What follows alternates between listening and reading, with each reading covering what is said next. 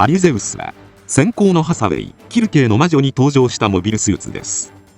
量産型ニューガンダムにペーネロペーのフライトユニットのような外装を取り付けた形態で、ペーネロペーにも匹敵する高速移動が可能な機体です。本機は前作でペーネロペーを操ったレーン・エイムがパイロットを務め、原作ファンを大いに驚かせました。今回はそんな量産型ニューガンダムとアリュゼウスについて解説させていただきます。まず素体となる機体 RX-94 量産型ニューガンダムはアムロレイの最後の登場機であるニューガンダムの量産試作機です。本機はもともと SD クラブで連載されていたミッシングモビルスーツバリエーションにて登場しました。宇宙世紀0093に勃発したシャアの反乱時、新生ネオジオンの主力モビルスーツとして運用されたディラ動画やヤクト動画と、ロンドベル隊の主力モビルスーツであるジェガントでは大きな戦力差がありました。そこで連邦は戦乱が長期化した場合を想定し、エースパイロット向けの量産機の開発に着手します。その際目をつけたのがニューガンダムでした。もともとニューガンダムは正式採用化と開発費捻出のために後の量産化も視野に入れて設計されていたので、原型機もサイコミ装備以外のほとんどの箇所には軍の規格品や調達用意な資材が使用されており、生産性・整備性ともに優れていました。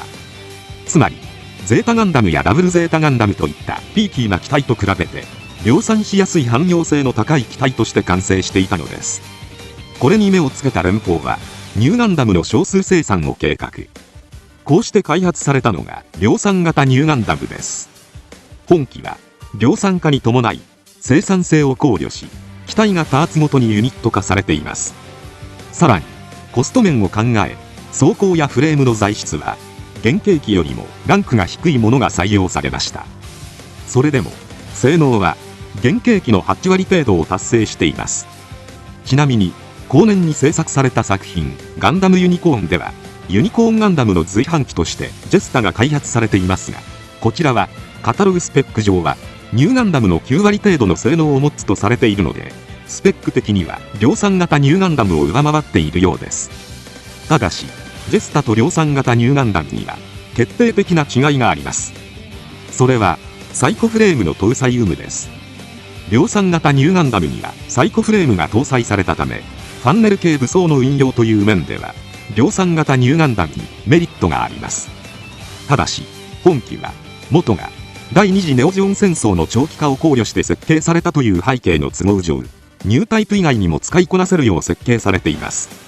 そのためバックパックのユニットを換装式にすることで、ニュータイプや強化人間が使用できるフィンファンネルと一般兵でも使用できるインコムを選択可能にしました。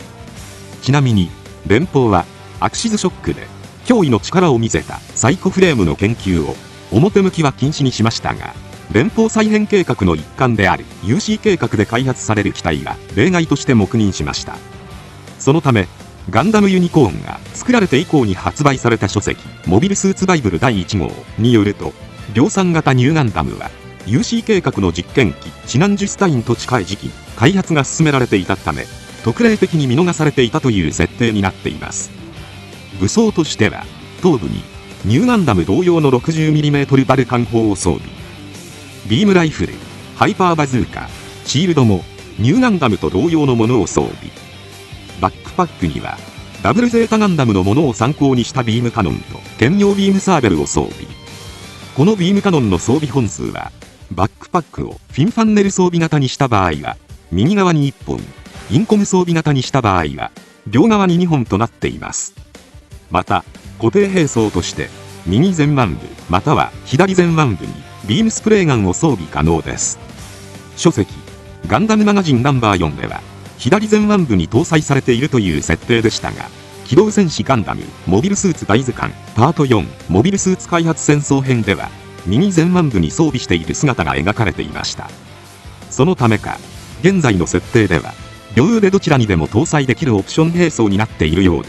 スパルゴシリーズでは非搭載の場合もあれば G ジェネシリーズやロボット魂版では右前腕部に搭載していたり、バトーペ2では左前腕部に搭載していたりします。またニューガンダムは左前腕部に予備のビームサーベルが収納されていますが、本機の予備サーベルはリアアーマー中央基部に取り付けられています。腕部収納ではなくなったのも、両前腕部をオプション装備用ラッチにしているからかもしれません。こうして高い性能を誇る量産機として完成した量産型ニューガンダムですが、いざ量産するにはコストが高すぎたこと、シャアの反乱が早期に終結したことで計画自体が白紙になりました。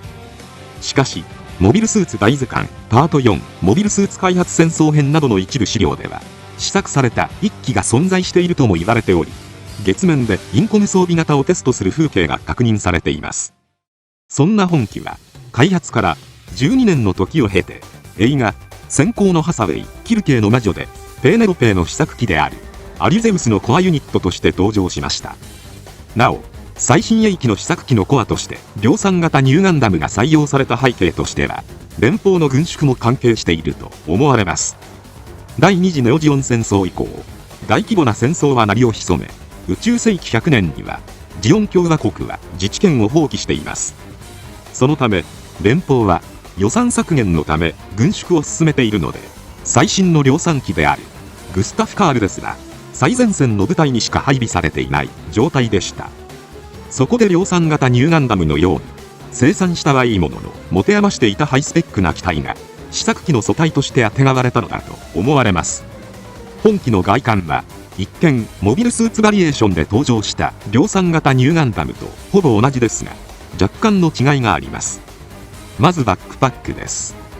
こちらではビームカノンを2本搭載しているので、正面から見ると一見インコム装備型のようにも見えますが、バックパック形状はフィンファンネル装備型に近く、フィンファンネルを装備しない代わりにビームサーベル基部を右側だけではなく左側にも搭載しています。ただしキルケの魔女公式で公開された設定画では、ニューガンダム同様ビームカノンは右肩の1本のみになっています。また右前腕部に予備サーベルが格納されています。アリュゼウスのコアユニットとして運用するのにパーツが干渉するのを防ぐため、リアアーマーから右前腕部に配置を変更したのかもしれません。左前腕部にはビームスプレーガンの代わりに 90mm ガトリング砲を搭載しています。ビームライフルは試作ビームライフルと呼ばれる武装に変更されています。開発から12年経っていることから、おそらく当時のものより出力を向上したものになっていると思われます。さらにアリュゼウス形態値には腰部に増加装甲が取り付けられています。映画では量産型ニューガンダムが姿を見せた際、右側のみついたままの状態になっていました。これはニューガンダム HWS と同様のもので、学習出が内蔵されています。クシーには静かみにされ、ほとんどの武装を失う中、残る武器の選択画面で学習出のビームサーベルを選択して一矢報いています。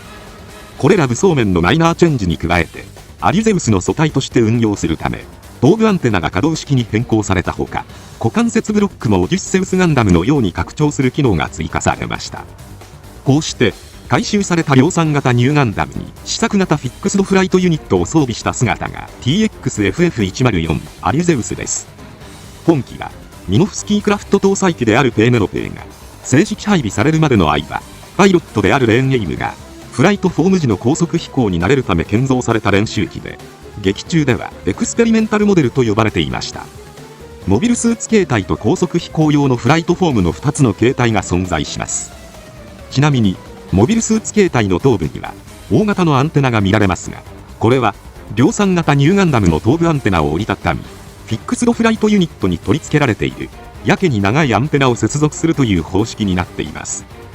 ガンダムタイプには目立つ頭部アンテナを取り付けたいという開発陣のこだわりが感じられます。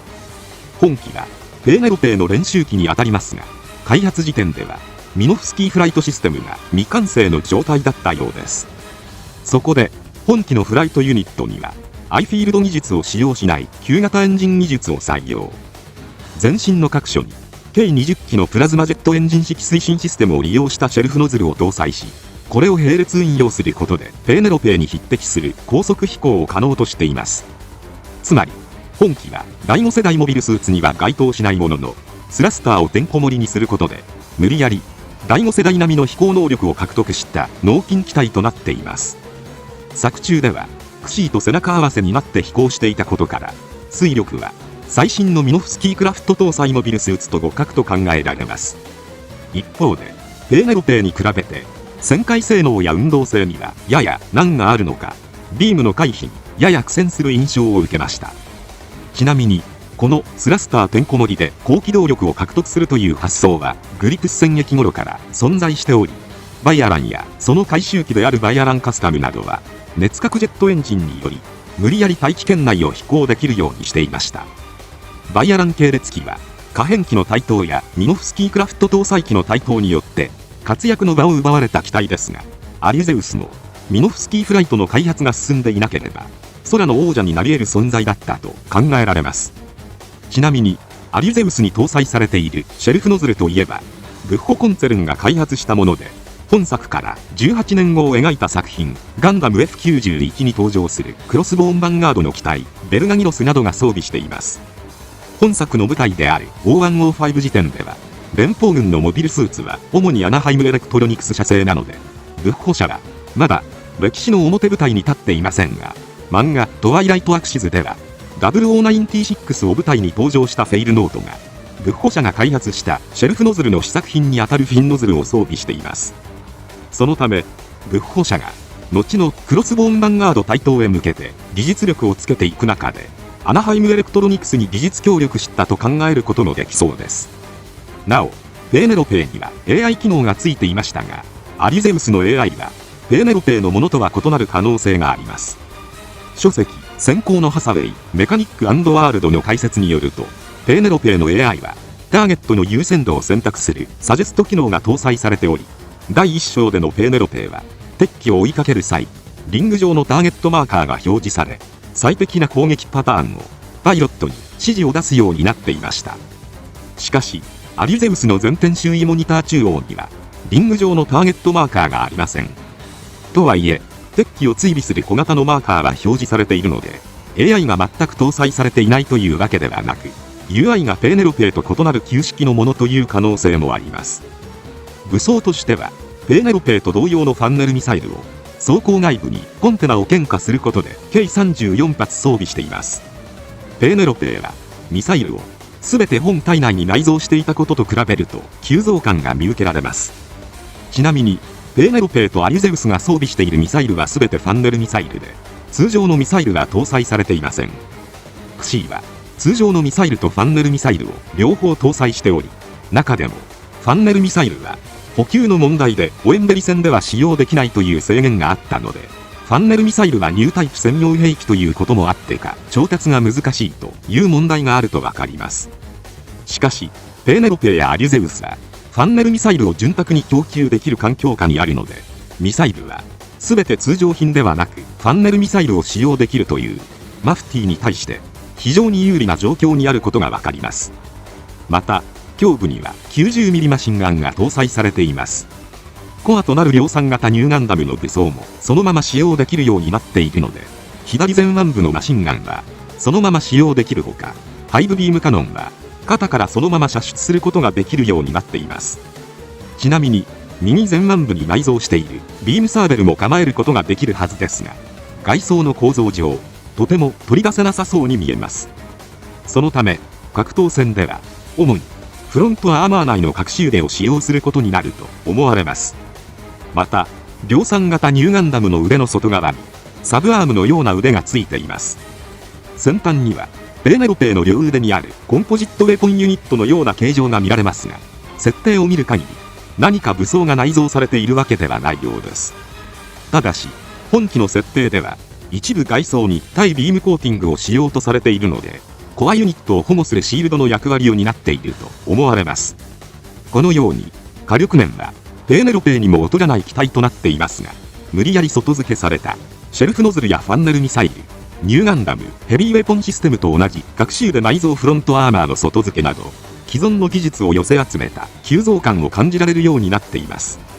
また脚部は量産型ニューガンダムの脚部を折りたたみ、その下に別の脚部が取り付けられており、とても合成が高いとは言えない構造になっています。そのためか白兵戦はあまり得意ではないようで、劇中ではクシーガンダムに背後を取られた上に投げ飛ばされていました。また映画版ペーネロペーには高速飛行と戦闘能力を両立させた第3の形態ミドルフォームが追加されていますが、アリュゼウスにはミドルフォームはないようです。これを成立させるには、コアの量産型ニューガンダムのフレーム構造から変更する必要があるので、とても追加できなかったと思われます。本機は、劇場版、閃光のハサウェイ・キルケの魔女のオリジナルモビルスーツとして登場。第1部で中破したペーネロペーの修理が間に合わないため、急遽、レーンの登場機として用意されました。劇中序盤では、ダバオ基地の倉庫内に、ちらっとアリュゼウスが映っています。そして、オーストラリア大陸の内陸部、アリススプリングスの基地に到着した翌朝、キンバレーがエアーズロックにいるという疑義の予言を受けたケネスの指示により、エアーズロックへの威力偵察部隊が編成され、レーンも本機に登場して出撃しました。レーンとしては、観光地、マフティーがいるわけないだろう。と感じていましたが、予言に導かれるようにエアーズロックへ進行。そこで、本当に観光地にいたマフティーのクシーガンダムと交戦しました。フライトフォームで、互角ともいえる飛行能力を発揮しますが、急造品がゆえに小回りが利かず、モビルスーツ形態での運用にも難があるからか、投げ飛ばされて、ビームを大量に撃ち込まれ、外装パーツのほとんどが破壊されてしまいました。その後、むき出しになった量産型ニューガンダムが、ハサウェイに、アムロのニューガンダムを想起させました。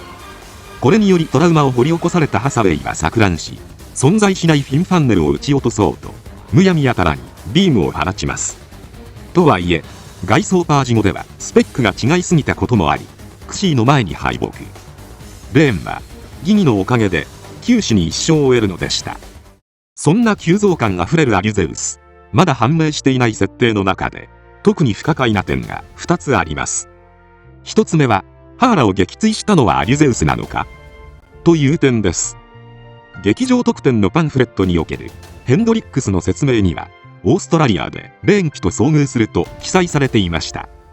マフティーたちは、エアーズロック麓のヘソポイントへ向かう際、スリーマンセルに分かれており、中でも、ハーラのメッサー、ロッドのメッサー、ヘンドリックスのギャルセゾンの3人はキルケ部隊に遭遇してしまい、ハーラとロッドのメッサーが撃墜され、ヘンドリックスだけが命からがら逃げ延びています。映画だと、星が光るような描写になっているので、何が起きていたのかはっきり分かりませんでしたが、原作小説だと、グスタフカール2機を乗せたケッサリアと遭遇し、ハーラとロッドがグスタフカール1機とケッサリアを撃墜したので、残ったグスタフカール1機は移動手段を失ってしまい、ヘンドリックスのギャルセゾンを追尾できなかったとされています。そのため、なぜヘンドリックスが敵の追尾を振り切って逃げることができたのかわかるようになっていました。しかし、映画版でヘンドリックスがレーン機と遭遇した出来事が、ハーラとロッド撃墜の話を指しているのであれば不可解です。アリュゼウスは、フライトフォームに変形すれば、サブフライトシステムなしで高速飛行が可能な機体。メッサー2機を撃墜したなら、ギャルセゾンを追尾するのは容易なはずです。ハーラとロッドが、仮にアリュゼウスを、ギャルセゾンの追跡が不可能な状態にまで追い込んでいたのであれば、ヘンドリックスは逃げることができますが、クシーとの交戦時に全く損傷している様子はありませんでした。そのため、レーンがハーラたちをアリュゼウスで撃墜したのであれば、敵のアジトをつかめる貴重な敵を、無傷なのにみすみす逃したということになります。もしかすると、アリュゼウスは、実は、ギャルセゾンを長距離追いかけることができないほど燃費が悪いという、とんでもない欠点を抱えているのかもしれません。二つ目は、アリュゼウスのコアとなった量産型ニューガンダムには、本当にサイコフレームを搭載しているのかという点です。映画では、量産型ニューガンダムに、アムロのニューガンダムの面影を見たハサウェイが錯乱し、異世界で、アムロやクエスと会話をしていました。一見、量産型ニューガンダムに搭載されているサイコフレームの力によるものと考えることもできそうです。しかし、錯乱するハサウェイに対し、レーンには、アムロたちの姿は見えておらず、状況を把握できずにいました。つまり、ハサウェイに起きたアムロやクエストの会話は、量産型ニューガンダムのサイコフレームによるものではなく、すべて、ハサウェイの幻想の世界という可能性があります。かつて、書籍 SD クラブ11号で初めて登場して以来、量産型ニューガンダムにサイコフレームが搭載されていること、そして試作機1機のみが作られたということは、2019年発売の書籍モビルスーツバリエーションザ・セカンドジェネレーションまで記載されています。つまり、アリュゼウスのコアが、この1機のみ作られた量産型ニューガンダムと同一の機体なのであれば、サイコフレームを搭載しているのが確定します。